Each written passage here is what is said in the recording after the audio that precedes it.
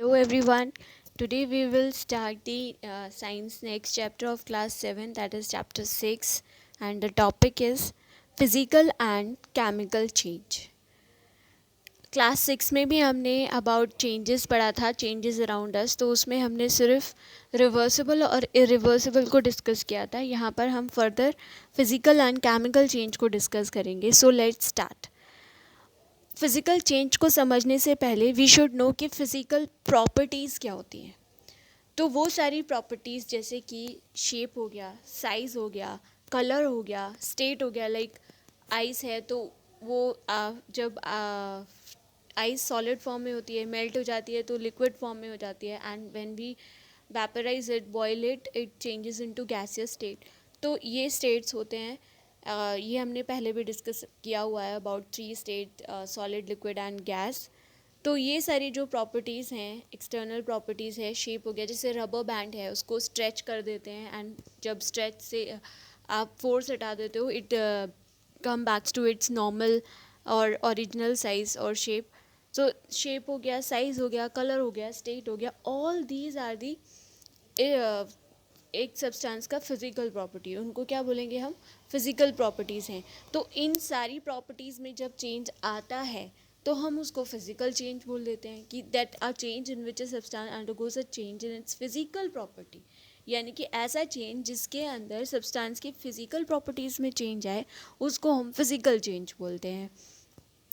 जैसे कि melting of ice हो गया, या फिर कुछ भी टीयरिंग ऑफ पेपर और फोल्डिंग ऑफ पेपर हो गया. Folding of paper, because fold करने के बाद आप उसको फिर से अनफोल्ड करोगे तो it will give you the original shape of the paper.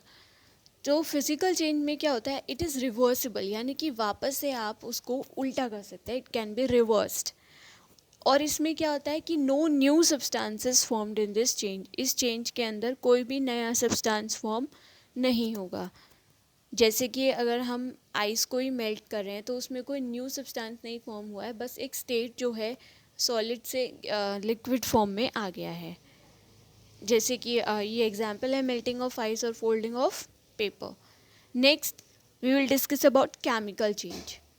What a chemical change is एक ऐसा चेंज जिसमें एक या फिर एक से ज़्यादा कोई सब्सटेंस बने. अगर केमिकल चेंज हो रहा है तो फॉर श्योर उसमें कोई न्यू सब्सटेंस बनेगा ही बनेगा. तो जब भी कोई न्यू सब्सटेंस किसी भी चेंज के अंदर बनेगा उसको हम केमिकल चेंज बोलेंगे. केमिकल चेंज को हम केमिकल रिएक्शंस भी बोलते हैं. जैसे कि इसमें एक एनसीईआरटी में डायग्राम दिया हुआ है, उसको मैग्नीशियम रिबन को लेकर अगर हम बर्न करेंगे तो ऐश फॉर्म होगी.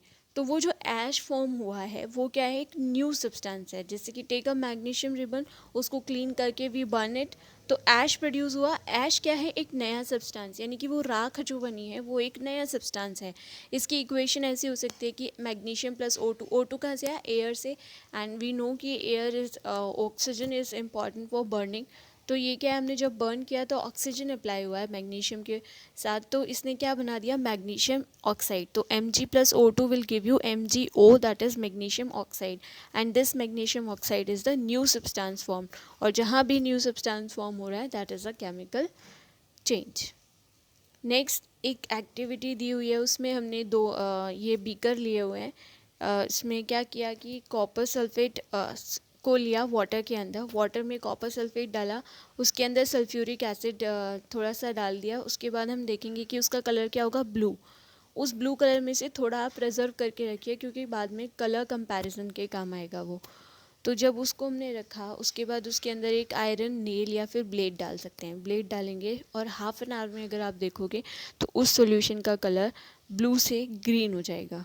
अब ये ब्लू से ग्रीन क्यों हुआ? और ब्लेड का कलर ब्राउन पड़ जाएगा. लेकिन इसके रीजंस क्या है कि उसके कलर में चेंज आया?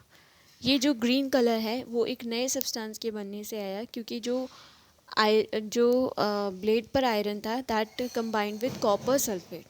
तो उसका कॉपर को उसने डिस्प्लेस कर दिया और सल्फेट के साथ आयरन बनने के बाद आयरन सल्फेट का फॉर्मेशन हुआ, जिसकी वजह से उसका कलर ग्रीन कलर आया. कॉपर सल्फेट को हम ब्लू विट्रॉल भी बोलते हैं. तो ये जो ग्रीन कलर आया वो किस वजह से आया? कि उस सॉल्यूशन के अंदर नया फॉर्मेशन हुआ है, दैट इज़ आयरन सल्फेट. और ब्लेड का जो ब्राउन कलर है वो क्यों हुआ, क्योंकि ब्लेड के ऊपर जाकर कॉपर जो है डिपॉजिट हो गया and copper gives it a brown colour. इसका इक्वेशन ऐसे हो सकता है that copper sulphate plus iron will give you iron sulphate plus copper, CuSO4 plus Fe will give you FeSO4 plus Cu।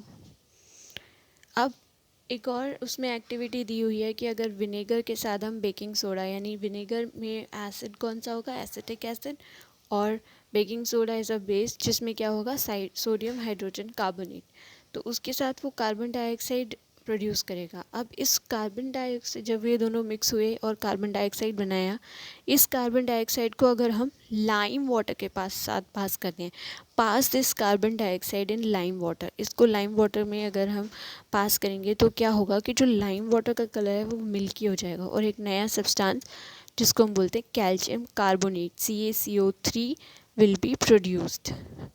तो इसमें भी calcium carbonate is a new substance, that is why it is a chemical change. Equation देखिए, carbon dioxide यानी CO2 plus lime water, जिसको हम calcium hydroxide भी बोलते हैं, CaOH2 will give you calcium carbonate that is CaCO3 plus water. अब ये chemical changes हैं, इन सब में हमने देखा कि किसी में गैस फॉर्म हो रही है, कोई प्रेसिपिटेट बना रहा है, किसी का कलर में कुछ चेंज आ रहा है, कोई हीट दे रहा है, लाइट दे रहा है, तो और उसमें क्या हो रहा है, मास का इंक्रीज़ या डिक्रीज़ हो रहा है। जैसे कि जो मास का इंक्रीज़ डिक्रीज़ समझ सकते हो, रस्टिंग ऑफ आयरन, जिसको हम आगे डिस्कस करेंगे। उसके बाद क्या होता है कि लोहे पे जंग लगने के बाद जो उसकी आयरन का मास है वो डिक्रीज़ हो जाता है, तो इस वजह से क्या होगा, ये इंक्रीज़ इन डिक्रीज़ इन मास, इसका मतलब क्या हुआ, रस्टिंग ऑफ आयरन भी क्या है, केमिकल चेंज है। अब रस्टिंग ऑफ आयरन को डिस्कस करेंगे। Before discussing rusting of iron we should know कि रस्ट क्या है। रस्ट क्या होता है, जब हम आयरन पीस को कभी भी खुले में छोड़ देते हैं तो उस पर हवा भी लगता है और पानी भी लगता है। उस हवा और पानी की लगने की वजह से जो लोहे के ऊपर ब्राउन कलर की लेयर आ जाती है, उसको हम बोलते हैं rust. So when a iron piece is left in the open for some time, it acquires a film of brownish substance. This substance is called rust. और इस प्रोसेस को, आयरन के ऊपर रस्ट लगने के प्रोसेस को हम रस्टिंग बोलते हैं। इसका इक्वेशन ऐसे हो सकता है, Fe stand for iron, O2 is for oxygen, तो iron plus oxygen will give you iron Fe2O3।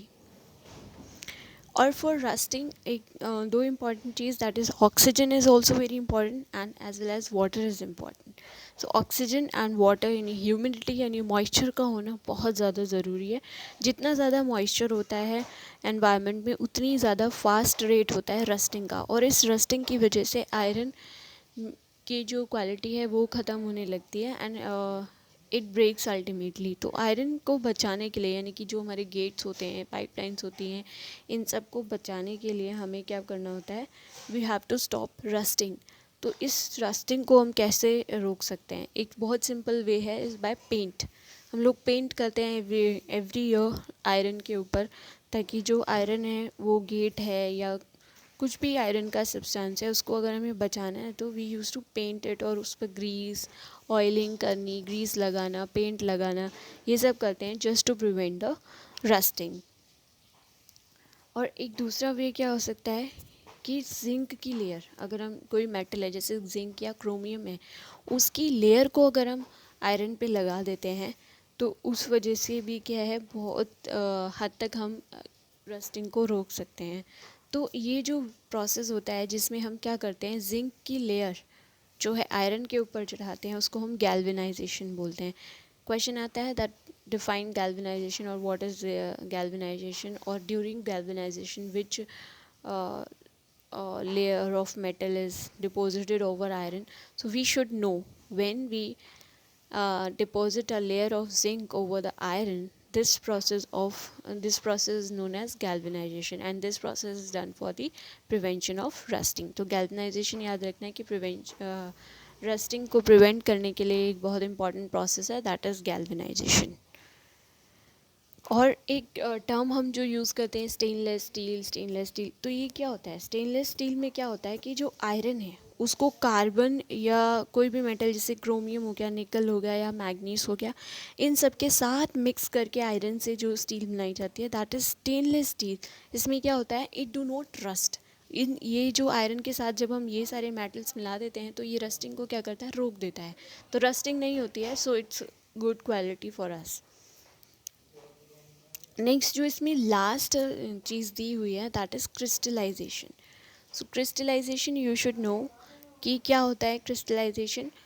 एक ऐसी सेपरेशन टेक्निक है जिसमें हमें सॉलिड के क्रिस्टल मिल जाते हैं। इसमें क्या होगा कि जैसे सॉलिड है एक लिक्विड में मिला हुआ है, जैसे कि हमने कुछ प्रीवियस चैप्टर में देखा था कि we obtain salt from the sea water, तो वो कैसे होता है, तो जो लिक्विड है उसमें से अगर हमें सॉलिड निकालना है तो उसमें क्या करेंगे, solution is warmed in an open container, यानी कि उस सॉल्यूशन को पहले एक खुले हुए कंटेनर में रख के गर्म करना है, ठीक, ताकि जो सॉल्वेंट है यानी लिक्विड पार्ट है वो क्या हो जाए, इवेपोरेट हो जाए, यानी कि भाप बन के उड़ जाए, और जो सोल्यूशन बच जाए उसमें सैचुरेटेड हो, यानी कि और आप उसमें कुछ भी मिक्स नहीं कर सकते हैं।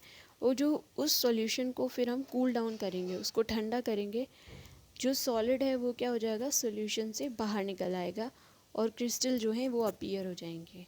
सो this process is known as crystallisation.